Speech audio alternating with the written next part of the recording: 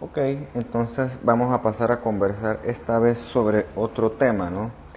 Ya habíamos hablado la semana pasada de los epitelios, que son tejidos que básicamente tapizan o recubren las superficies y que tienen función también de secreción. Vimos que son tejidos que sus células se comunican entre sí, son células que están fuertemente adheridas entre sí por conexiones especializadas, tienen estructuras que le dan su respectiva función y también vimos que uno los puede dividir en base a su morfología. Bien, el chip de los epitelios tiene que quedarse en la clase de los epitelios porque hoy vamos a ver algo distinto, que son las células del tejido conectivo primero y después el tejido conectivo como tal. Entonces, el tejido conectivo básicamente es lo que soporta a los epitelios, ¿ok? Tiene otras funciones, pero básicamente su función es como, es el epitelio de relleno. O sea, por ejemplo, cuando usted, es básicamente el tejido que, lo que crea la masa tridimensional de los tejidos está formada de tejido conectivo. Es como el tejido de puro relleno, tejido de sostén. Véanlo de esa forma porque el tejido conectivo va a estar a su vez conformado por cierto tipo de células, que es lo que vamos a ver primero. Después vamos a ver que va a tener fibras especializadas, sobre todo colágeno, dependiendo del tipo de tejido. Y finalmente vamos a ver que tiene una especie de moléculas especializadas de él. Que eso lo vemos en la parte entonces de la sustancia intercelular amorfa, que es básicamente el agua del tejido conectivo, porque ustedes se recordarán que el cuerpo humano está compuesto de un porcentaje alto de agua. Bueno, básicamente esa agua existe como parte del tejido conectivo. Entonces, sin más, vamos a arrancar con esto. Ya les dije anteriormente, ¿no? El tejido conectivo es el que da soporte a otros tejidos, en este caso, por ejemplo, los epitelios y otras células. Y eventualmente es el que forma la disposición tridimensional de nuestros órganos en el espacio. En el tejido conectivo hay agua, pero esa agua no es agua como la que usted toma, ¿no? Esa agua recibe el nombre de fluido intersticial. Esa agua tiene moléculas, tiene iones, ¿ok? Es un agua que se llama fluido intersticial y tiene una serie de funciones. Por ejemplo, es dar soporte metabólico. O sea, en este fluido se dan diferentes tipos de reacciones, se dan intercambios de sustancias que ayudan a mantener las concentraciones adecuadas tanto dentro como fuera de la célula, y también es el medio de transporte para llevar y sacar desechos hacia adentro y fuera de la célula. Lo importante es que el tejido conectivo, a diferencia del epitelio, va a tener mayor cantidad de matriz extracelular y menor cantidad de células, a diferencia del epitelio, que era puras células. Y entonces vamos a ver que hay distintos tipos de tejido conectivo, ¿no? Dependiendo de las fibras que tiene y la cantidad de sustancia fundamental amorfa que tiene, o si lo buscan en el libro le llaman también ground substance. Entonces, básicamente esta es la introducción a lo que veremos hoy. Concepto, ¿no? ¿Qué es la sustancia fundamental amorfa? Básicamente es la gelatina donde existen los tejidos, como la parte líquida. Por ejemplo, usted tiene aquí un epitelio, el que a usted más le guste, un epitelio subyacente con su respectiva membrana basal en azulito, y tiene los vasos sanguíneos, ¿no? Usted recordará que en la clase vimos que los vasos sanguíneos no están en el epitelio, sino que están en la lámina propia subyacente. Bueno, entre ese epitelio y esos vasos sanguíneos hay tejido conectivo, ¿ok? Tejido conectivo que soporta todas esas estructuras. Imagínense ustedes como una piscina, ¿ok? La piscina está vacía. El agua es el tejido conectivo, y el agua con cloro, con los filtros, con las divisiones, con los flotadores, etcétera, es el tejido conectivo. O sea, si usted no tuviera tejido conectivo, usted fuera como una piscina sin agua, fuera como si fuera su ropa pero sin su cuerpo. Entonces, porque el tejido conectivo es como que lo recubre, pero lo que está dentro es usted, como si usted como si fuera solamente su ropa, ¿no? Usted necesita algo que llene la ropa, que es su tejido conectivo. Entonces, en el tejido conectivo va a haber una parte líquida que se llama la sustancia fundamental amorfa, en la que usted va a encontrar una serie de moléculas tales como los iones, vamos a encontrar los protoglucanos, que va a ver que son diferentes a las glicoproteínas que vimos en la membrana celular. Va a encontrar los glucosaminoglicanos y una serie de glucoproteínas multiadhesivas. Eso lo vamos a ver una por una al final de la clase. Esta sustancia fundamental tiene la función de estabilizar la matriz extracelular y de servir de conexión, de manera que ancla los componentes de la matriz extracelular junto con las integrinas que encontramos en la membrana celular de las células subyacentes, en este caso, por ejemplo, según el esquema de las células epiteliales. Y entonces aquí obviamente encontramos agua, mucha agua. Y el agua va a ser el medio mediante el cual los nutrientes que vienen del vaso sanguíneo van a difundir hacia el epitelio y a su vez el epitelio va a dar sus desechos de vuelta a los vasos sanguíneos, que en este caso serán entonces las venas, ¿no? Por eso lo vemos más adelante en la clase de los vasos, eso se llama la clase de, se llama clase de vasos sanguíneos, ahorita se me va el nombre exacto. Entonces, imagínense eso, que la sustancia fundamental es el agua de la piscina, o sea, si no tenemos eso es como si fuéramos una piscina, es tan útil como una piscina vacía. Véanlo de esa forma. Al igual que el epitelio, el tejido conectivo es muy diverso, ¿no? Hay tejido fibroso laxo, hay tejido fibroso denso, hay tejido fibroso denso regular, denso irregular, ahí entra el tejido adiposo, usted va a encontrar después los cartílagos, son muchos.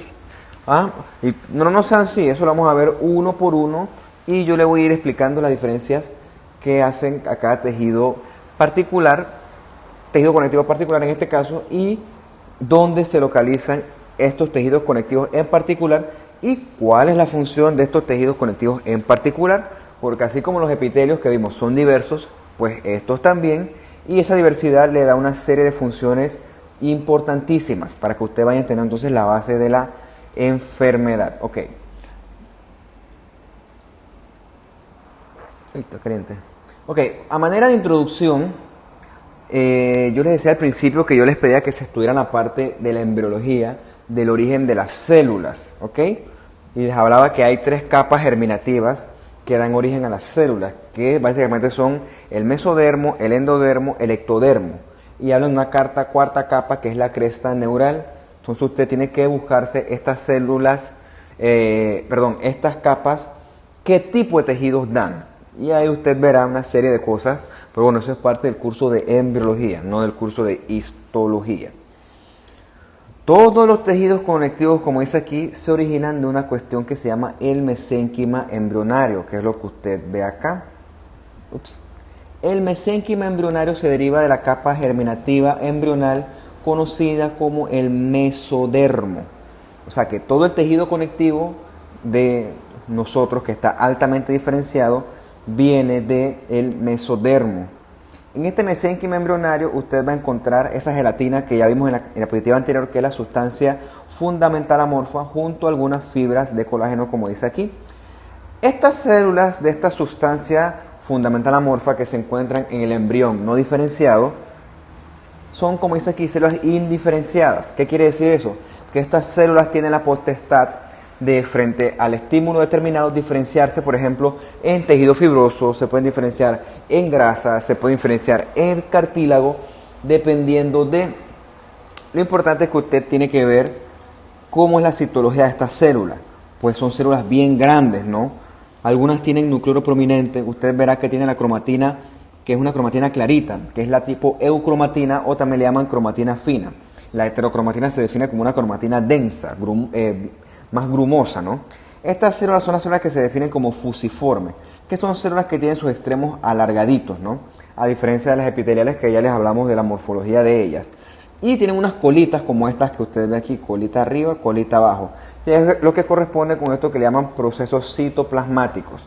Lo importante es que estas células son células que no están diferenciadas, por lo tanto estas células se diferencian en, por ejemplo, células de la sangre, que vamos a verla más adelante, células de músculo, dependiendo de qué estímulo reciban, células del endotelio, que ya usted sabe que es el endotelio, y todas las otras células del tejido conectivo. ¿Okay? Entonces, después, cuando usted tiene calma, se lee esto de nuevo, se lee la leyenda, que aquí, que esto es del libro, y entonces ya tiene este concepto, ¿no? Que de todas las células del tejido conectivo se originan del mesodermo. Ok. Ah, mira, me comí la O, ¿ves? Qué lástima. Ok. En este mesénquima embrionario hay células madre. Las células madre se dividen en varias, ¿no? Que se llaman las stem cells. Hay células que son las totipotenciales, que solamente hay una, que es el cigoto, que es la que se puede diferenciar en cualquier célula. Eventualmente el cigoto se diferencia en células pluripotenciales, que corresponden entonces a las células de las capas germinales básicas, que ya les dije, son el endodermo, el mesodermo y el ectodermo. Las células del mesénquima embrionario están en esta línea, ¿no? Que aquí están representadas en el esquema en rojito, que son las células que van a dar origen al tejido conectivo. Entonces son células que tienen la facilidad de dividirse y de diferenciarse en células especializadas del tejido conectivo. Pues aquí son células multipotenciales, también se llaman pluripotenciales, dependiendo de donde usted lo busque, ¿no? O sea, quiero que sepan que estas células son capaces de diferenciarse en otros tipos de células. Claro, esto no solamente ocurre en el periodo embrionario. Nosotros también tenemos células madres multipotenciales que están, por así decirlo, dormidas y solo se despiertan frente a estímulos específicos. Por ejemplo, cuando usted tiene tejidos dañados, ¿no? Y usted necesita repararlos, esas células se despiertan y comienzan a secretar y a diferenciarse a tejidos conectivos que van a reparar estos tejidos y van a formar, por así decirlo, cicatrices. Estas células mesenquimales se encuentran, por ejemplo, en sus dientes, en la pulpa dental, hay nichos de células madre y algunas veces en el tejido adiposo. Entonces, esto forma la base, por ejemplo, de las medicinas tipo regenerativa, también forma la base de los pacientes estos que tienen cuentas sanguíneas bajas. Estos pacientes se les estimula con factores estimuladores de colonia y entonces pueden compensar sus cuentas bajas haciendo que sus células madres se dividan. Pacientes anémicos, pacientes con leucopenias, etc. ¿Okay? Entonces vamos a comenzar a ver las células del tejido conectivo una por una. La principal célula del tejido conectivo es el fibroblasto, que ya yo les había mencionado anteriormente, que es la célula encargada de secretar el colágeno. ¿Okay? El fibroblasto es permanente en todo el tejido conectivo. Y su función, como dice aquí, es secretar básicamente el colágeno, ¿no? No solamente su función, tiene otras funciones. Usted también va a encontrar en el tejido conectivo al macrófago, que ya lo conoce bien como la célula fagocítica por excelencia. Va a encontrar la célula plasmática, que es la célula que secreta anticuerpos. Y va a encontrar el mastocito, que es una que yo le voy a presentar más adelante, ¿no? Lo importante es que todas estas células, aunque no pareciera, tienen un origen hematopoyético en médula ósea. Usted verá que son células que originan que tienen son hermanitas, ¿no? Se originan en médula ósea. Y va a encontrar una serie de leucocitos que yo se los voy a mencionar hoy, pero eso lo vamos a ver más adelante en la clase en la clase de la sangre formalmente y en los órganos linfoides. Entonces, básicamente en el tejido conectivo usted ve que tiene entonces estas células alargadas que van a ser fibroblastos, tiene aquí adipocitos, tiene macrófagos, tiene esta grande acá que dice que, no, perdón, esta dice que es un macrófago, para no enredarlo. Tiene estas células mesenquimales no diferenciadas, tiene aquí un montón de fibras, que vamos a ver que hay adelante hay fibras de colágeno, hay elásticas, hay reticulares, o sea, y entonces todas estas células que no son cohesivas, a diferencia del epitelio, están embebidas en la gelatina de la sustancia amorfa, fundamental amorfa, que a su vez tiene mucha agua. ¿Okay? Todo esto existe en un medio, como el agua de la piscina, el ejemplo que más me gusta. Entonces ustedes verán en esta tablita del libro todas las células del tejido conectivo, ¿no? Que tienen los fibroblastos y le dices tu función. Los fibroblastos secretan las fibras extracelulares, que en este caso son las fibras de colágeno, tienen las plasmáticas que secretan anticuerpos, tienen los linfocitos que tienen una función inmune que vamos a ver más adelante, tiene los leucocitos, los eosinófilos, los neutrófilos y los macrófagos que ya usted lo conoce. Tiene entonces las células mastocitos o cebadas que se las presento más adelante. Tiene los adipocitos que tienen la función de almacenar grasas, ¿no? Entonces esta tablita le resume a usted la función de estas células. ¿Okay? Entonces la primera célula que vamos a ver es el fibroblasto. Mire, el fibroblasto es una célula alargada, ¿no? Un núcleo que parece un cigarrillo, es una célula que dicen fusiforme porque parece como es como si una célula alargadita así. Dicen fuso celular o también le llaman una célula con morfología fusiforme. Esta es la célula más común del tejido conectivo y tiene la función de secretar los componentes de la matriz extracelular, en este caso es secretar las fibras que forman la matriz extracelular. Secretan el colágeno, que es la proteína más abundante del cuerpo, y dependiendo de dónde se encuentre, también secretan algo que se llama la elastina. Todas estas cosas, estas fibritas rosadas que usted ve ahí, que son en realidad fibras que se llaman tiñen eosinofílico, todo esto es puro colágeno que secreta el fibroblasto. El fibroblasto también va a secretar otros componentes de la matriz extracelular, tales como los glucosaminoglicanos, protoglucanos, que lo vamos a ver más adelante.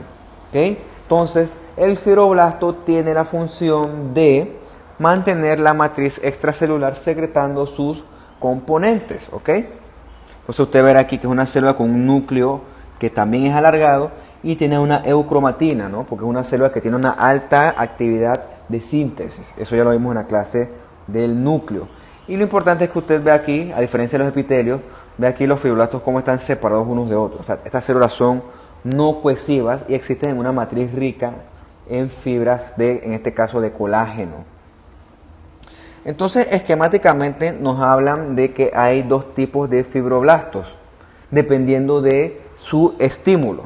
Está el fibroblasto como tal, que es una célula que está secretando activamente y sintetizando activamente componentes de la matriz extracelular, y está esta, que es una célula que está, por así decirlo, dormidita, que normalmente le llaman el fibrocito o el fibroblasto quiescente, ¿no? Es una célula que está dormida y que, dependiendo si hay un estímulo, ella se activa, se despierta y entonces adquiere la función de secretar. Entonces, usted verá que el fibroblasto como tal es una célula más grande, más gorda, con más citoplasma, más cantidad de organelos, porque tiene que sintetizar y secretar más cantidad de colágeno, tiene unos procesos citoplasmáticos más alargados, más prominentes, tiene un núcleo eucromático, lo ve aquí, que es un núcleo más claro, esquemáticamente, que es un núcleo con mayor actividad sintética, versus el fibrocito o la célula quiescente, que es una célula más delgadita, con un núcleo más oscuro, un núcleo más tipo heterocromatina, un núcleo quiescente, un núcleo dormido, tienes menos organelos y la célula en sí es más delgadita. Por eso dicen que este es el activado y este es el quiescente o el que está dormido. Entonces usted verá aquí que el fibroblasto, que es el activo, que es el fibroblasto como tal, el que secreta activamente matriz extracelular, tiene bastante citoplasma, tiene los retículos rugosos y el Golgi bien desarrollado, porque él necesita secretar y empaquetar colágeno activamente para, por exocitosis, mandarlo activamente a la matriz extracelular. El núcleo es grandote, eucromático y está sintetizando activamente, mientras que el fibroblasto quiescente o el fibrocito es todo lo contrario. Tiene un núcleo heterocromático un núcleo que está como en stand-by, un núcleo que está detenido, tiene un retículo rugoso menos prominente. Claro, es como él está esperando a reclutarse, y cuando esto pasa, cuando este recluta, se transforma en este y comienza a secretar colágeno en este caso y los componentes de la matriz extracelular. Entonces, si usted lo ve en el microscopio, usted tiene, por ejemplo, lo que le decía, aquí no, los fibroblastos activos son células alargaditas, ¿no? Con núcleo eucromático, en bastantes fibras de colágeno. Tiene la forma que dicen spindle. Spindle en español se llama fusiforme o fuso celular. O sea, son células que tienen una morfología alargada. Claro, aquí yo digo que son fibras de colágeno porque se ven así eosinofílicas, ¿no? Pero dependiendo, usted necesita tinciones especiales para identificar estas fibras, porque no todas se ven en tinción de H&E. Eso lo vamos a ver más adelante. Y entonces acá tiene, entonces, vea esta célula grandotota, alargada, núcleo grande, hipercromático, citoplasma abundante, y tiene procesos largos citoplasmáticos. Este es el fibroblasto, el activo, versus estas que tienen la flechita, que nada más parece una rayita. Bueno, estas rayitas van a representar el fibrocito o la célula que es quiescente. Si esta célula recibe el estímulo y dice, hey, tienes que secretar, man, estamos en problemas, pues se transforma a esta grandotota de acá, que es el fibroblasto activo como tal. Entonces compare entonces el fibroblasto activo versus el fibrocito, ¿no? Está mucho más chiquito, dormido, no estimulado, pero si a él lo reclutan, se transforma acá, comienza a sintetizar Golgi, comienza a sintetizar retículo endoplasmático rugoso, se transforma, crece y entonces comienza a secretar, ¿no? Como si fuera una especie de pequeña fábrica. Esquemáticamente, ¿no? Este acá sería el fibroblasto activo, ¿no?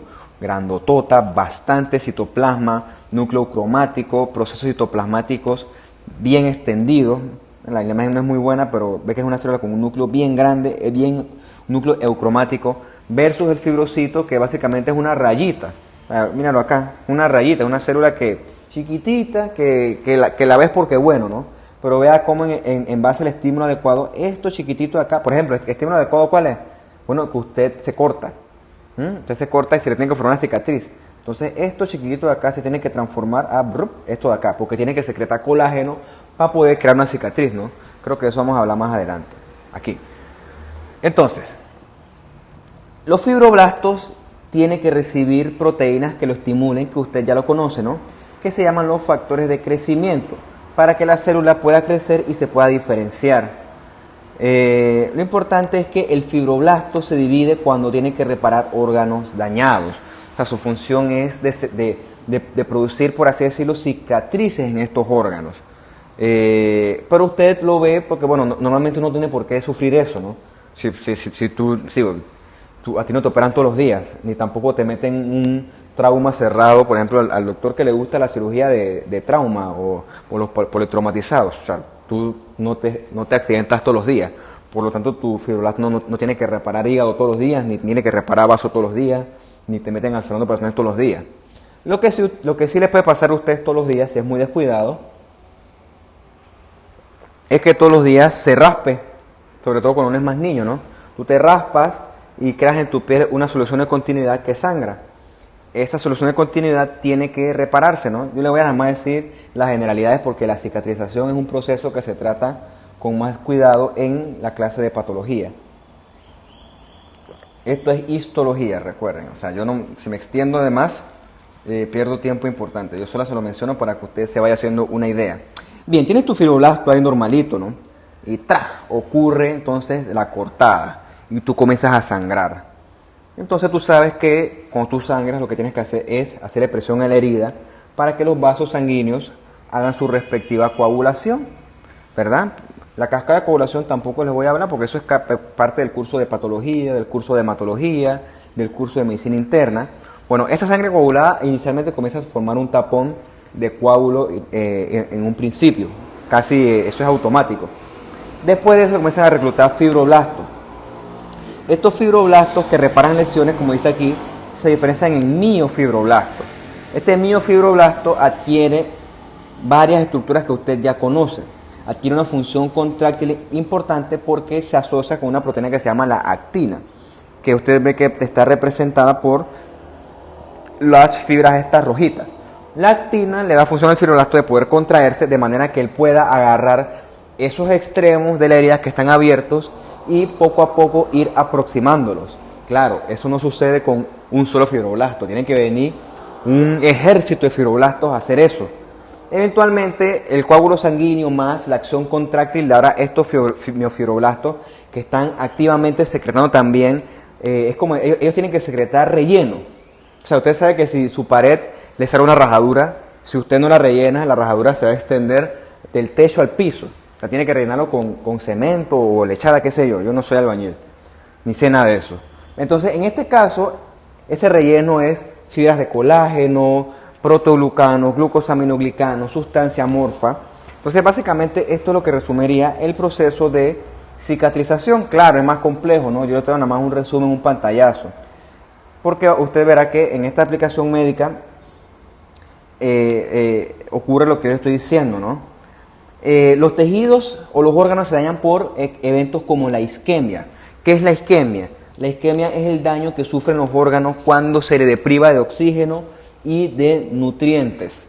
Por ejemplo, es diferente a la hipoxia, que la hipoxia es de privación solo de oxígeno. La isquemia es de privación de oxígeno y de nutrientes. ¿Cómo tú deprivas un órgano de oxígeno y de nutrientes? Pues lo lógico, ¿no? Tienes que obstruirle un vaso sanguíneo que lo nutre. Esto ocurre sobre todo en los infartos al corazón.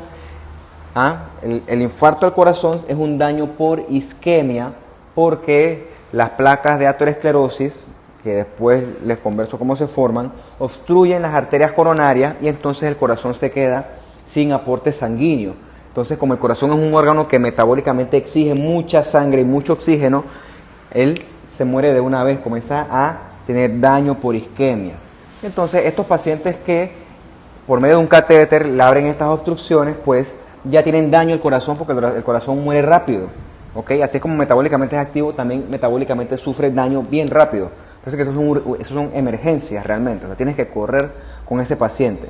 Este daño que sufre su corazón va a ser rellenado por tejido fibroso, producto de los conocidos fibroblastos. O también daño por inflamación. A veces la inflamación es un mecanismo para reparar, pero a veces la inflamación es tan violenta que la inflamación produce daño.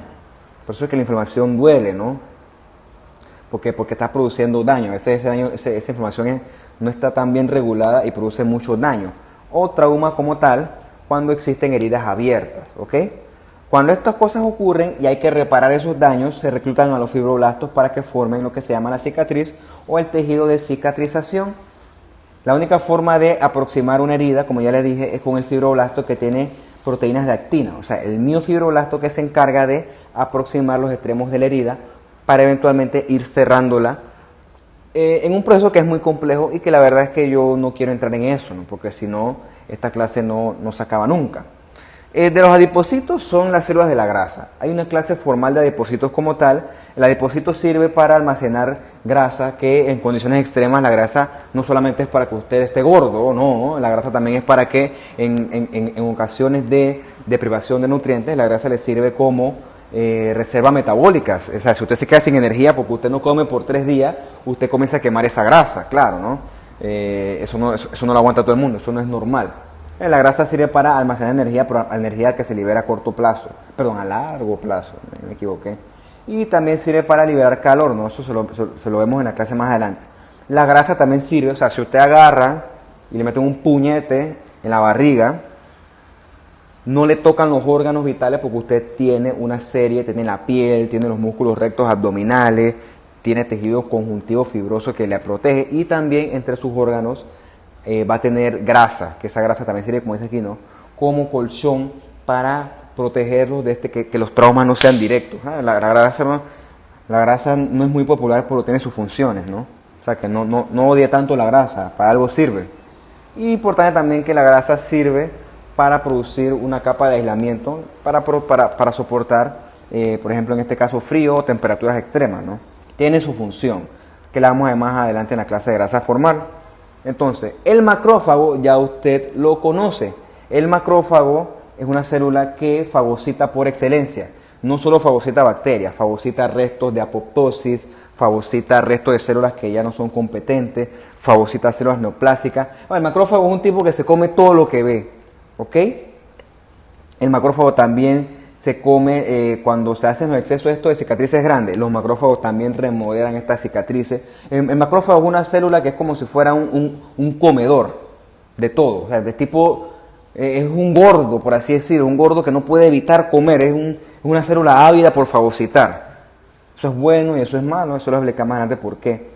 En los sitios que hay inflamación, los macrófagos son abundantes. En los macrófagos es como cuando usted... son como unos policías rookie, unos policías novatos que van atacando lo que sea. No, entonces que hay policías más avanzados que tienen que hacer una investigación antes de atacar. No, los macrófagos son como los antimotines. O sea, en los antimotines, si en la calle hay una reyerta o hay un disturbio, todo el mundo cae. O sea, los policías tiran bomba lacrimógena y eso le da a todo el mundo. O sea, yo no distingo si este estaba mal parado ahí o este no me ha hecho nada. No. Aquí el que está acá en este momento, butum, se fregó, se jodió. Bueno, el macrófago es así. El macrófago dice, o se quitan o voy para encima porque yo voy a fagocitar lo que sea. Por eso es que el macrófago es común en los sitios de inflamación. El macrófago se deriva de una célula que se llama el monocito. Los monocitos son células hematopoieticas. Eso quiere decir que nacen en la médula ósea y dependiendo de determinado estímulo, el macrófago se va a diferenciar el monocito a un macrófago. Hablando de la morfología del macrófago, usted ve que son células grandes, ¿no? Son células grandes que dice aquí que miden de 10 a 30 micras, o sea, son bien grandototas, ¿no? Compárenlo versus este eritrocito, que mide 7 micras, mire el tamaño del macrófago, son células grandototas, ¿no? Y dependiendo de qué tan estimuladas están, crecen más. Dicen que el núcleo es redondo, pero también puede tener forma de riñoncito, como dice aquí. Sus núcleos son grandes, son células con bastante citoplasma, y lo importante es que el núcleo es un núcleo que ve usted aquí, un núcleo con cromatina fina, o sea, un núcleo eucromático, porque tiene que secretar todo ese montón de maquinaria lisosomal para destruir lo que sea. En este caso usted ve que este macrófago está grandote y está lleno de unos puntitos negros. Estos son macrófagos que comen polvo. Estos macrófagos que comen polvo usted lo encuentra en el tejido pulmonar, en los alveolos. Se llaman macrófagos alveolares o células de polvo. Eso lo vamos a ver en la clase de respiratorio. Y también usted lo encuentra en este caso, que es un hígado. Aquí se llaman macrófagos o se llaman macrófagos células de Kupfer. Las busca, igual yo se las voy a presentar más adelante. Entonces, todos estos puntitos negros que usted ve aquí son cuerpos residuales que el macrófago se comió, el lisosoma hizo su heterolisosoma, pero hubo partes que no pudo destruir de estos materiales, un material indigerible, por lo tanto se queda en el citoplasma. Eso es como que el macrófago, bueno, pues tiene cosas que no puede digerir. Al macrófago nosotros también le decimos el histiocito, porque parece una célula que es una célula epitelioide, parece como un epitelio porque es una célula muy bien grande. Y usted diría, pero realmente su progenitor es una célula de la sangre, ¿no? Las células de la sangre son morfológicamente muy distintas al macrófago. Pues a veces le dicen también el histiocito o los histiocitos epitelioides, porque también son residentes en tejidos. O sea, ¿cómo le digo yo? Usted lo encuentra en casi todos los tejidos a los macrófagos. Siempre están por ahí, son como unos policías, unos guardias de seguridad. Siempre están por ahí dispuestos a lo mínimo que salga, el macrófago ataca. ¿Ok? ¿Por qué les digo esto? Porque hay otras células, como los linfocitos, que solamente responden a cierto tipo de estímulos. O sea, son células más selectivas a la hora de atacar. O sea, son células que están adaptados a una inmunidad más específica, una inmunidad más fina. ¿Ok?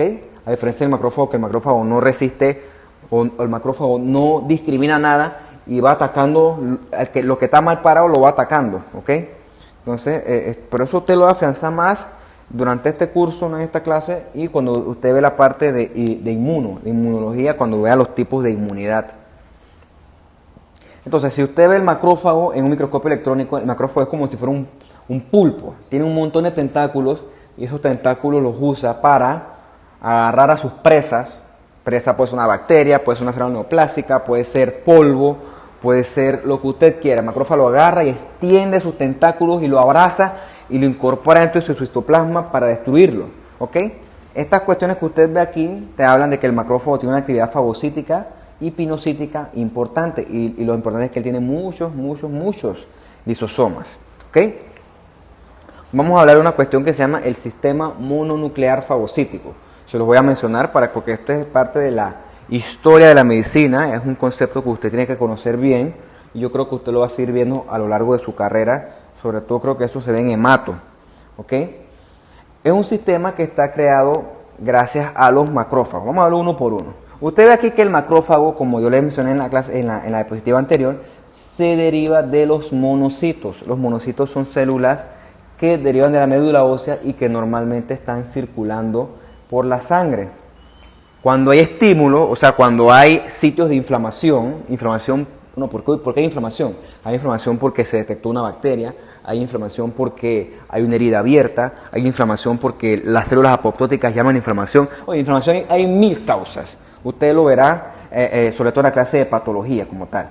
Cuando el monocito detecta que hay sitio de inflamación, él cruza el endotelio a través de las vénulas, importante, a través de las vénulas y entra al tejido conectivo. Cuando el monocito cruza la vénula, se diferencia en el macrófago. O sea, es como que el tipo se convierte en Superman. O sea, era Clark Kent antes y cuando cruza la vénula se transforma, se quita el saco y se transforma en Superman y el man va a destruir lo que encuentre. Y se transforma en estas cosas de acá. Entonces, hay monocitos que residen en varios órganos de su cuerpo, que ellos están ahí como en firme vista al frente, ¿ok? O están ahí como si fueran en unas bases, por así decirlo, en unas bases listos, esperando nada más la orden de reclutamiento. Estos monocitos que esperan esta orden forman parte del sistema mononuclear fagocítico. O sea, son células que comen lo que sea, fagocitan lo que sea. Antes se le conocía como sistema retículo endotelial. Búsquenlo en Wikipedia y va a encontrar porque esto es un término que es incorrecto, gracias a los estudios más recientes de la medicina moderna, pero bueno, no, por respeto y como parte de historia de la medicina, aún se le sigue llamando así, pero no se llama así, se llama sistema mononuclear fagocítico. Entonces, usted tiene en diferentes partes del cuerpo estas bases de monocitos, ¿no? Donde ellos están ahí como si fueran en unos campamentos. Entonces, cuando hay inflamación o daño a órganos, estos monocitos le dan la orden de alerta, comienzan a meterse a los capilares, a los vasos sanguíneos, se meten por las vénulas y entonces salen y comienzan a convertirse en macrófagos y a dividirse. Y entonces el monocito crece, como dice aquí, se pone más grande, comienza a sintetizar proteínas, sobre todo lisosomas, y entonces comienza la guerra. ¿Ok? Ahí mueren macrófagos, mueren bacterias, ahí muere de todo, campo de batalla. De hecho, la pus, que usted conoce muy bien, la pus no es más que el resultado de la batalla entre bacterias y fagocitosis, ya sea por neutrófilos o por macrófagos. O sea, la pus es cadáveres y restos celulares de esa batalla. La pus no necesariamente es signo de infección, es signo de que hubo inflamación aguda. Claro, la pus sí se puede sobreinfectar, pero bueno, eso es otra cosa. Los macrófagos también comienzan a secretar factores de crecimiento que van a comenzar a reparar ese daño al tejido. Y también los macrófagos son como los antimotines. Los antimotines, después de que chuzo, no podemos con el problema, tenemos que llamar a unidades de fuerzas más especializadas. Y bueno, ellos llaman entonces a los linfocitos a través de lo que se llama el antígeno, que yo se los voy a mencionar más adelante. Entonces, mire esta imagen, ¿no? Se lo voy a hacer un poco fácil porque esta imagen es más tipo inmuno, tipo hematología. Tienes un vaso sanguíneo acá. El vaso sanguíneo tiene un epitelio plano simple, ¿ok? Ya usted es un experto en eso, que se le llama endotelio. Usted en su endotelio tiene los monocitos en el sistema mononuclear fagocítico. O sea, ellos están ahí dispuestos a esperar el llamado, viven para eso. El monocito pasa a través de la vénula y cuando entra al tejido conectivo, este monocito de aquí se comienza a diferenciar gracias a la influencia de esto que es el CSF, que son factores estimuladores de colonia, Colony Stimulating Factor, o a la influencia de interleucinas. Eso lo va a ver más adelante en su clase de inmunología. Yo no voy a entrar en detalle de eso, aparte de que yo no soy experto porque eso no es parte de mi curso.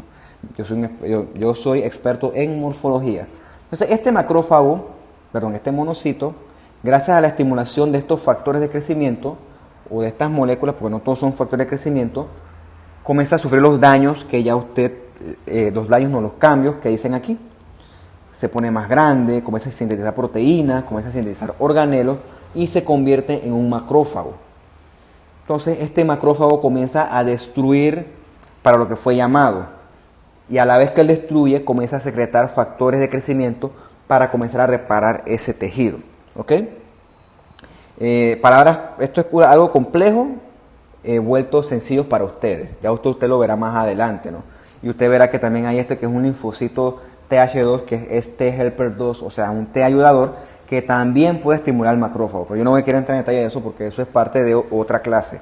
Lo que yo quiero que usted se quede aquí es que el monocito del sistema mononuclear fagocítico migra en la vénula hacia el tejido conectivo y se diferencia en un macrófago. O sea que yo le pregunto a usted, ¿cuál es la célula precursora del macrófago? Ya usted sabe que es el monocito. Ok. Hay situaciones en las que los macrófagos son derrotados, ¿ok? Pero los macrófagos son tipos que son muy obstinados, ellos no se dejan.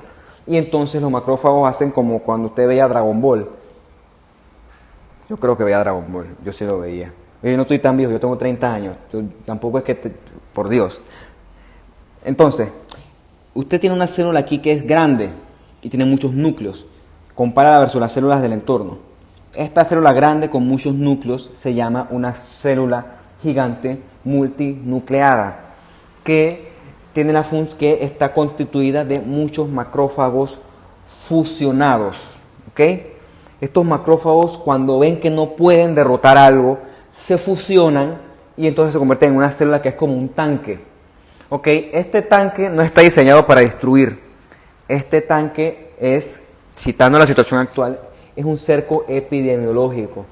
El tanque lo que hace es aislar la sustancia o el germen agresor, y lo que hacen es que lo agarran y lo sitian, lo encierran.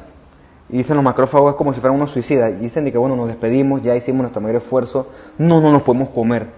Pedimos disculpas y lo que vamos a hacer es entonces encerrar a ese germen. Lo ponen como en un campo de fuerza, ¿ok? Y entonces lo encierran. O sea, es como el último intento del macrófago de poder proteger al cuerpo de esa sustancia no fagocitable. ¿Cuándo ocurre esto? Ocurre con bacterias que no son fagocitables. El ejemplo clásico es con las micobacterias, en este caso las tuberculosis. Las tuberculosis son tan fregas y tan jodidas y provocan tanto daño porque los macrófagos no la pueden fagocitar. O sea, ellas chifean los mecanismos de fagocitosis. Eso usted lo va a ver en la clase de microbiología. ¿Dónde más se producen esto? En las reacciones contra cuerpos extraños. ¿Qué es un cuerpo extraño? Pues una sutura. Cuando usted le ponen una sutura, eso se llena de macrófagos. Y los macrófagos, como no saben lo que están haciendo, ellos dicen, mira, yo no conozco eso que está ahí, eso es un hilo de sutura, no lo conozco, me lo voy a comer. Y se da cuenta que no se lo puede comer. Y el tipo se frustra y se convierte en esto. Entonces, cuando nosotros nos mandan tejidos con hilo de sutura, están llenos de células gigantes multinucleadas. Eso se llama una reacción a cuerpo extraño. Entonces tú tienes los macrófagos que dicen que son el sistema innato de inmunidad. Significa que el macrófago lo que vea se lo come. O sea, él no tiene distinción. Entonces los macrófagos también llaman a otros linfocitos en caso de que haga falta, ¿no? Eventualmente se activan y comienzan a fagocitar más. Va a haber situaciones, como ya les mencioné al principio, en las que ellos no puedan fagocitar y entonces, bueno, le toca fusionarse para tratar de contener al elemento invasor. O sea, no crean que esto es un supertanque de guerra, no. Esto es una desesperación del macrófago por tratar de contener el daño. Miren, usted tiene aquí estas células grandototas, ¿no?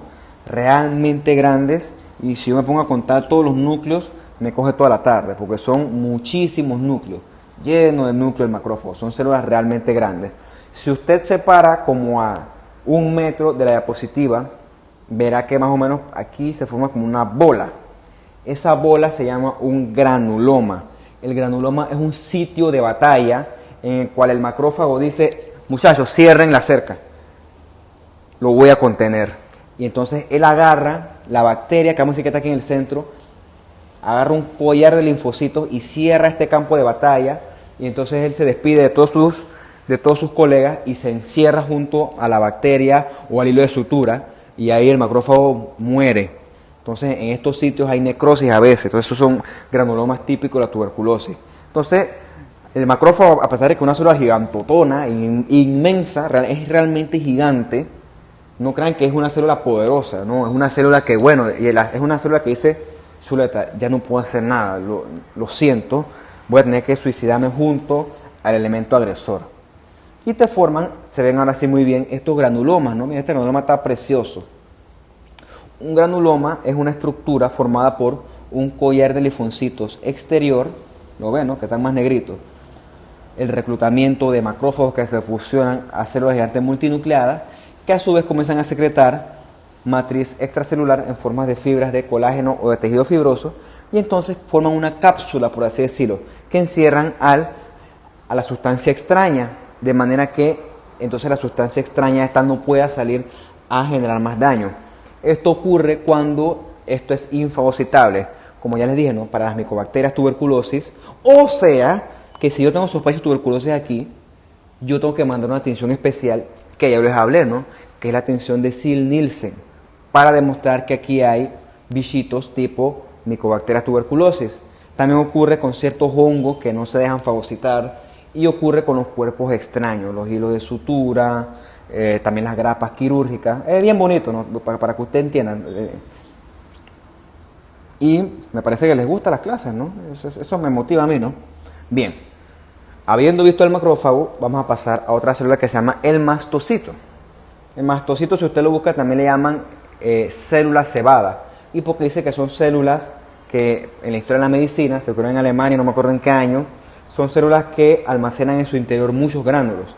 O sea, por eso que dice que está como cebada, ¿no? Está gordita, llena de gránulos. Los mastocitos, como dice aquí, son células redonditas, ovoides, que miden entre 7 y 20 micras, son bastante grandes. Entonces, lo importante es que el mastocito está lleno de gránulos basofílicos, ¿ok? Tiene tantos gránulos que estos granulitos oscurecen el núcleo. Entonces, estos granulitos tienen un alto contenido de glucosaminoglicanos. Por eso es que dependiendo de la tinción, se van a ver o muy basofílicos o pueden teñir más morado o más rojo. Este fenómeno curioso de tinciones que cambian recibe el nombre de metacromacia, ¿ok? Se llama metacromacia.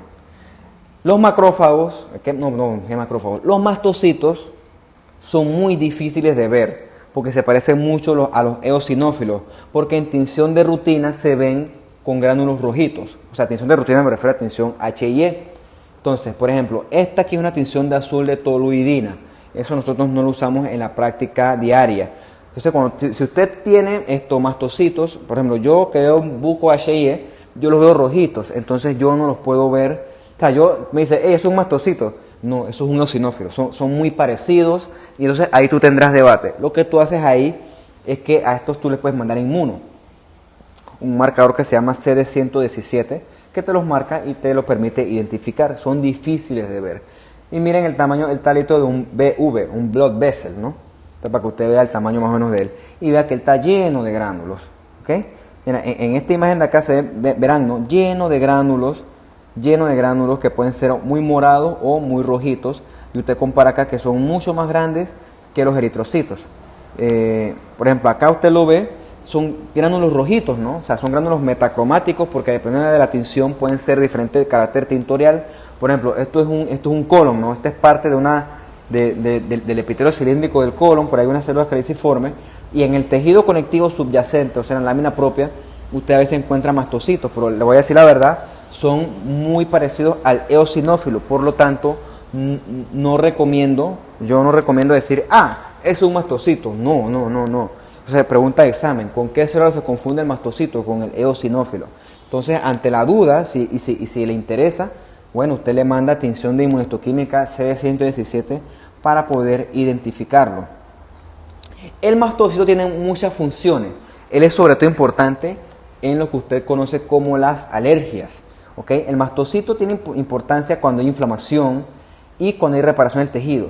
Él secreta muchas sustancias que están en esos granulitos que ya les presenté, como por ejemplo la heparina, que es un anticoagulante importante que está en boga ahorita con el tema del coronavirus, ya que ahora se ha descubierto que el coronavirus tiene un componente también de anticoagulación, bla, bla, bla. Léaselo usted. Yo soy sincero, yo no leo el coronavirus porque es que no tengo tiempo para eso, no es mi área, tengo que leer otras cosas.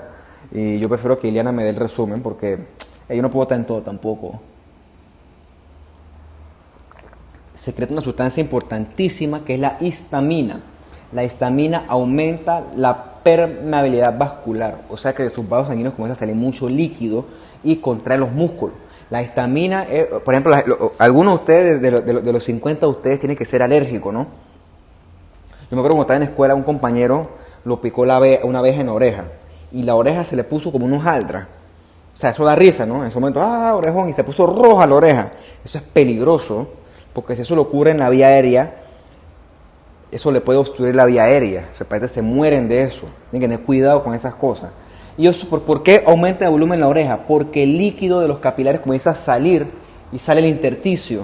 Y esa oreja se llena de agua y los músculos comienzan a contraer este proceso que se pone roja. ¿Ok? Entonces, por eso es que hay cosas que se llaman los antihistamínicos, como el Benadryl, como la clorferinamina, que ayudan a revertir o a modular las reacciones alérgicas que son peligrosas. Liberan un montón de otras cosas como son los factores quimiotácticos que atraen otras células inflamatorias como el eosinófilo, el neutrófilo. También liberan citoquinas que atraen factores de inflamación, atraen leucocitos y también libera otros mediadores más de inflamación. Les dejo esto para que se lo lean. ¿Qué me interesa a mí? Que sepan que el mastocito, cuando se comienza a degranular, básicamente te produce una reacción inflamatoria fuerte, local, que si no se controla te puede dar estas alergias tan dramáticas. Entonces, el mastocito es importante porque él te puede dar, es famoso en las reacciones alérgicas, ¿no? Dependiendo de su grado de sensibilidad, le va a dar una cosa que ustedes verán en su clase de inmuno, los tipos de reacciones de hipersensibilidad. Cuando los mastocitos participan en esto, y un ejemplo es cuando usted es alérgico, por ejemplo, a las abejas que le mencioné antes, ¿no? A las abejas, es de que es alérgica a la penicilina, que tú le metes un shot de penicilina y el tipo se pone rojo y así todo grande, peligrosísimo eso, muy peligroso. Por eso usted tiene que conocer si el paciente es alérgico, porque usted le mete un shot de penicilina o de derivados a un paciente alérgico y se lo echó. Tiene cuidado, ¿no? Los mastocitos residen cerca de los vasitos sanguíneos, como aquí, blood vessel, ellos están cerca de los vasos sanguíneos, y cuando él se degranula, comienza a enviar todos estos granulitos de histamina que lo que hacen es liberar la reacción alérgica al resto del cuerpo. Es una cosa dramática y con la que hay que tener cuidado. Y también se cuenta en los epitelios digestivos, como acá, y en el epitelio respiratorio. No voy a entrar en detalle cómo ocurre todo esto porque esto no es parte de mi curso, pero sí sepan que gracias a la IgE, que es una inmunoglobulina que participa en las reacciones alérgicas, entonces se comienza a liberar sobre todo la histamina esta. Y la histamina lleva a estos sitios de alergia un montón de factores que te crean estas cosas tan dramáticas que te pueden comprometer la vida o la vida del paciente.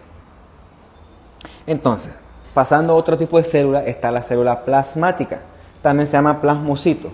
Vean que es una célula bien grande, ¿no? Compárela versus el eritrocito.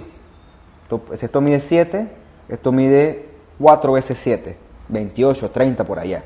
Es una célula con bucocitoplasma, citoplasma que sobre todo es morado, es un citoplasma basofílico y tiene un núcleo redondo con una cromatina, que le dicen cromatina en vidrio de reloj o rueda de carreta.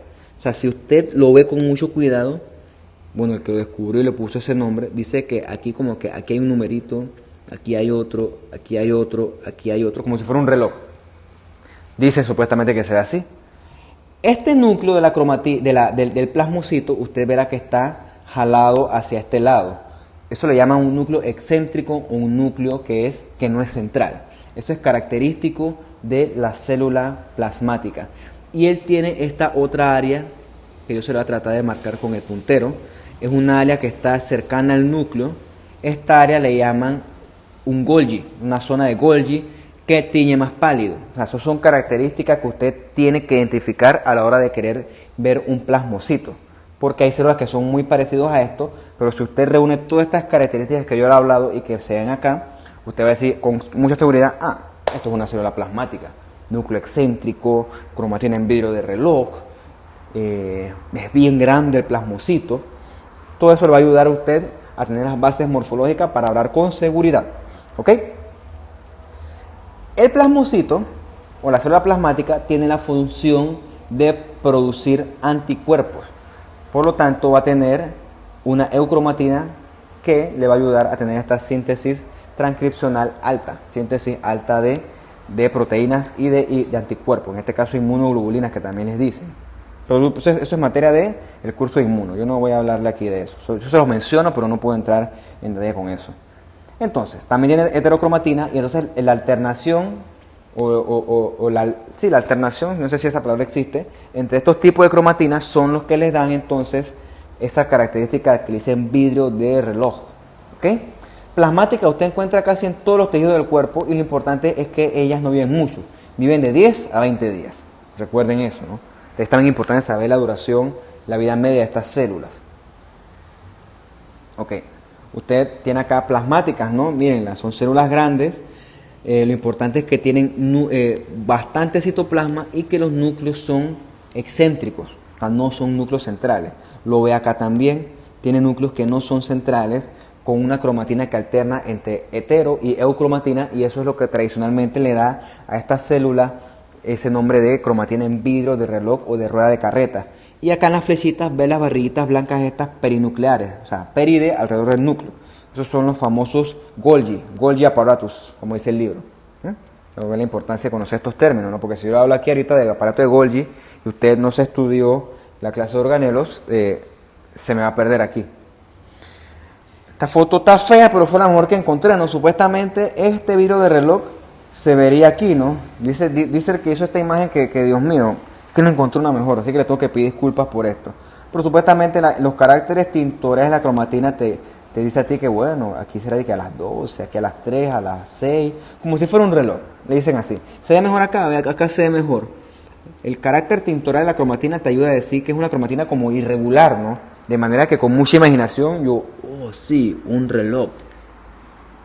No sé qué reloj, pero el que lo describió dice que sí, me parece un reloj.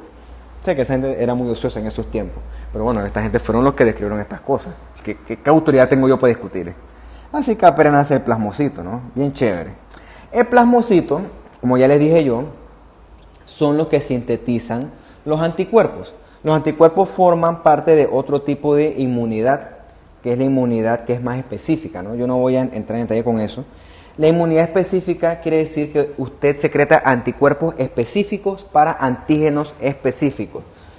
Pero bueno, ¿qué es un antígeno? Bueno, un antígeno es cualquier sustancia que es extraña al cuerpo. Antígenos pueden ser bacterias, virus, hongos, cuerpos extraños, células neoplásicas, cualquier cosa que el cuerpo reconozca como extraño es un antígeno. Entonces, a través de una maquinaria bien compleja, que yo más o menos se la menciono en la clase de órganos linfoides, el plasmocito sintetiza un anticuerpo que es específico frente a ese antígeno. De manera que si usted se vuelve a encontrar con ese antígeno más tarde en su vida, ya usted tiene el arma específica para enfrentarse a él. Este es, muy resumidamente, el mecanismo de las vacunas. Cuando usted lo vacunan, usted le inyectan partículas virales, vivas o muertas, dependiendo del tipo de vacuna, eso usted lo estudia con lo de pediatría, de, por ejemplo, sarampión, por ejemplo, la BCG, que es la de tuberculosis, la de paperas. Bueno, son partículas virales o bacterianas que están inactivadas, de manera que sus plasmáticas, sus plasmocitos, identifican estas partículas virales o bacterianas, crean anticuerpos específicos y entonces usted desarrolla inmunidad contra estas.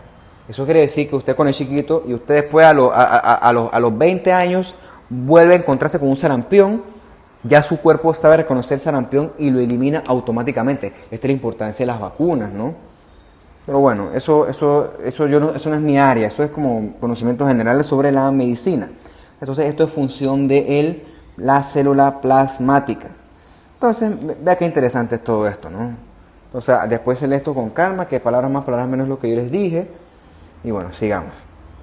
Los leucocitos, yo no voy a entrar en los leucocitos. Leucocitos hay muchos. Hay una clase de la sangre en la que yo hablo de los leucocitos, pero sepa que hay leucocitos residentes en el tejido conectivo. Leuco de blanco, cito de células, ¿no? Son los glóbulos blancos. Hay muchos. Macrófagos, monocitos, neutrófilos, eosinófilos, linfocitos B, linfocitos T, linfocitos NK. Todos esos sujetos son leucocitos, ¿no? Por eso es que digo, esto es parte de su propia clase. Los leucocitos son importantes en la inflamación, ¿ok? Ya eso se lo he mencionado, ¿no? La inflamación ocurre en fenómenos, ok, creo que hay una imagen más adelante de eso. Vamos a leer esta parte porque esta parte sí me interesa un poquito. Cuando hay inflamación, ya que la inflamación está tan famosa ahora con el tema del coronavirus, porque hablan de pacientes que sin factores de riesgo que están siendo atacados y prácticamente aniquilados con el coronavirus. Aquí en Panamá, para que sepan, entérense. Ahorita mismo en el complejo hay una paciente de 34 años que es enfermera.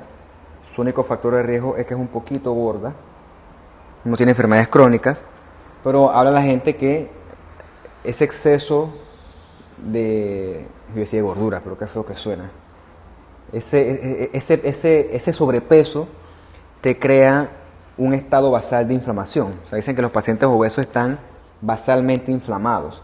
Esa inflamación te hace propenso a procoagulación. Por eso es que supuestamente la fisiopatología y lo que se conoce de estos pacientes de coronavirus todos los días va cambiando. Como les dije anteriormente, yo no estoy al día con eso, ¿no? Yo tengo que prepararles estas clases, tengo que leer mis vainas de patología. Si me pongo a leer coronavirus, que no soy experto porque es una cuestión clínica, no. Ileana que me dé el resumen y yo le doy el resumen a ustedes y ella le ha dado una clase a los neumos de coronavirus. Yo le voy a pedir que me la pase para que ustedes la tengan, para que ahí se instruyan, ¿no? Claro, ¿no? Eso es malo porque la gracia es que ustedes lean. Pero mentira, también tienen que aprender de sus clases. Nosotros también aprendemos con videos en línea, esas cosas, ¿no? Con esta cosa de la digitalización de los servicios, de verdad que la información ahora es chévere, ¿no? Tú consigues videos de lo que tú quieras en YouTube, hay clases en línea, hay como si fueran congresos en vivo, grabados. Es fantástico, la verdad. Tú nomás tienes que tener tiempo y una buena conexión a internet, te conectas y para adelante. ¿Qué estaba diciendo yo? Durante la inflamación, la sangre aumenta, el flujo sanguíneo aumenta, la permeabilidad vascular aumenta. Eso quiere decir que el endotelio es como una coladera, ¿no? Permite el paso hacia afuera del leucocito, comienza la migración, se llama eso el leucocito. Los monocitos del sistema mononuclear fagocítico se comienzan a diferenciar en macrófagos. O sea, la inflamación, véanlo ustedes como literalmente un campo de guerra.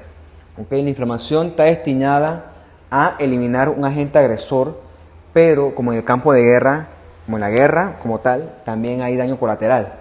¿Okay? Hay gente inocente que muere. Entonces, en la inflamación ocurre lo mismo, ¿no? La inflamación ocurre en estas reacciones terriblemente catastróficas que al final del día, si son mal reguladas, te provocan más daño.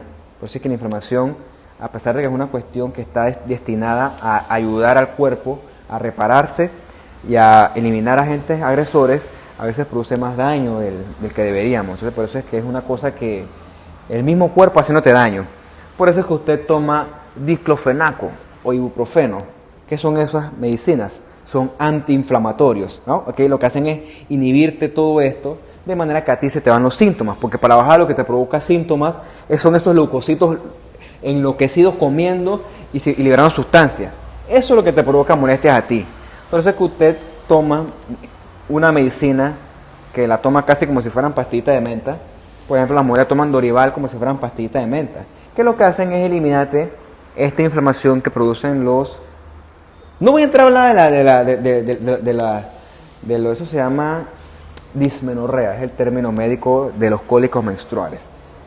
Probablemente se los mencione cuando vemos la clase de órganos reproductores femeninos, pero bueno, los antiinflamatorios te eliminan todo esto, ¿no? Se llaman AINES, antiinflamatorios no esteroideos, versus hay unos que sí son los antiinflamatorios esteroideos, pues que son los corticoides, ¿ok? Porque esto es muy sintomático. O sea, sí, está bien, me estás ayudando, ¿ok? Me cayó una bacteria y tú llamaste al ejército a destruir esa bacteria, pero entonces, eso me está provocando muchos síntomas, me duele. Entonces tú tomas tu antiinflamatorio, tu vaina, tu diclofenaco, tu aspirina, lo que tú tengas. AINE es AINE. Y entonces te baja el dolor, porque lo que te produce el dolor es esta reacción, no es la bacteria como tal. Hay veces que el cuerpo reacciona muy violentamente y eso te provoca muchos síntomas, ¿ok? Entonces, hablando un poquito de la historia de la medicina, ¿no?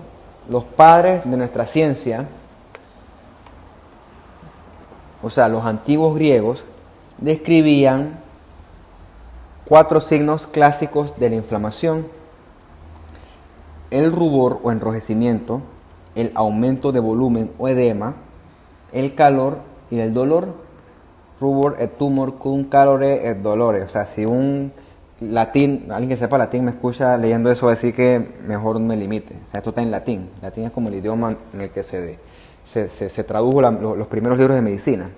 ¿Ok? Estos son los signos clásicos de la inflamación. ¿Ok? Eso apréndanselo porque eso es una pregunta clásica de la medicina. ¿Cuáles son los signos clásicos de la inflamación? A este acápite también se le añade uno quinto, que es la pérdida de función. Entonces, usted verá que, por ejemplo, cuando usted se corta, tiene estos síntomas. El área se enrojece, aumenta de volumen, se hincha por edema, porque comienza a salir líquido de los vasos al intersticio, por aumento de la permeabilidad, se pone caliente por la liberación de sustancias vasoactivas de los leucocitos y le duele, porque los leucocitos comienzan a destruir matriz extracelular, tratando de destruir todo, se les va la mano destruyendo. Y también pierde función. O sea, por eso que usted, si se golpea muy duro, ocurren todas estas cosas. Tiene un trauma muy duro, sobre todo en articulaciones, por decirle algo, usted verá todos estos síntomas, estos signos clásicos de la inflamación. Hablando de signos y síntomas. Síntomas es lo que me refiere el paciente subjetivo.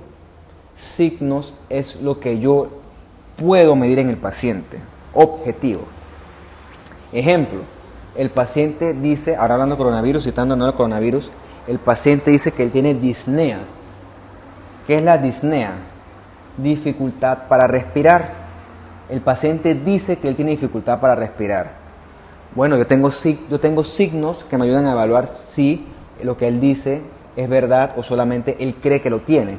Un signo es la frecuencia respiratoria y otras cosas más objetivas que se pueden medir son la oximetría de pulso, que te mide la presión de oxígeno en la sangre, y también una gasometría arterial que te mide esas cosas. Entonces, para que usted vea la diferencia entre un síntoma y un signo. Síntoma dice, el paciente, me duele aquí. ¿Verdad? ¿Te duele ahí? ¿Cuándo te duele? Mucho. No. Mucho o poco no, eso es muy subjetivo. Entonces usted, cuando adquiera sus destrezas en propedéutica y semiología, va a poder evaluar estos síntomas y evaluarlos como signos verdaderos de enfermedad. Todo esto ocurre gracias a que se comienzan a liberar un montón de sustancias, como la histamina, que usted la conoce, durante el proceso de la inflamación. Todo este aumento de flujo sanguíneo, más aumento de la permeabilidad vascular, produce el aumento de volumen que se llama edema. ¿Okay? Del edema yo creo que les hablo más adelante en la clase, ¿no? Pero el edema ocurre gracias a aumentos, a alteraciones en fuerzas de presión. ¿Okay? El edema es física, en este caso es biofísica. Entonces el dolor se da porque todas estas cosas que se liberan le pegan a las terminaciones nerviosas y eso produce dolor local.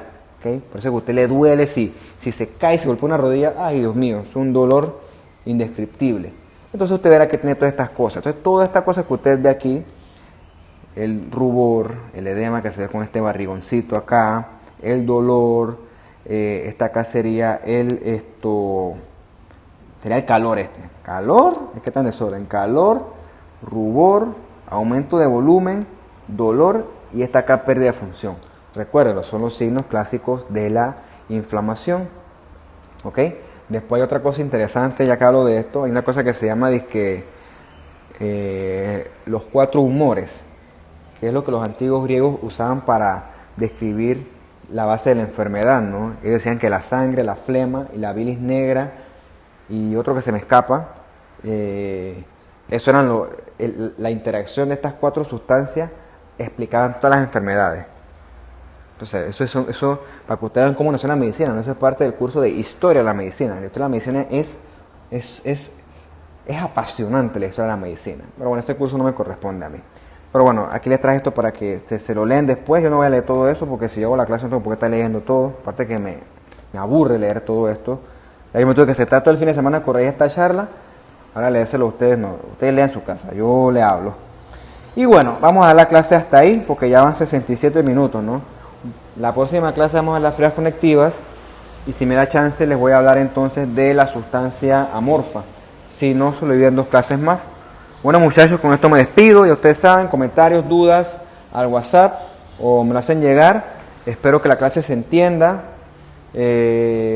Cuídense muchachos, que la cosa está fea en la calle. Y cualquier pregunta yo estoy a la orden. Chao, hasta luego.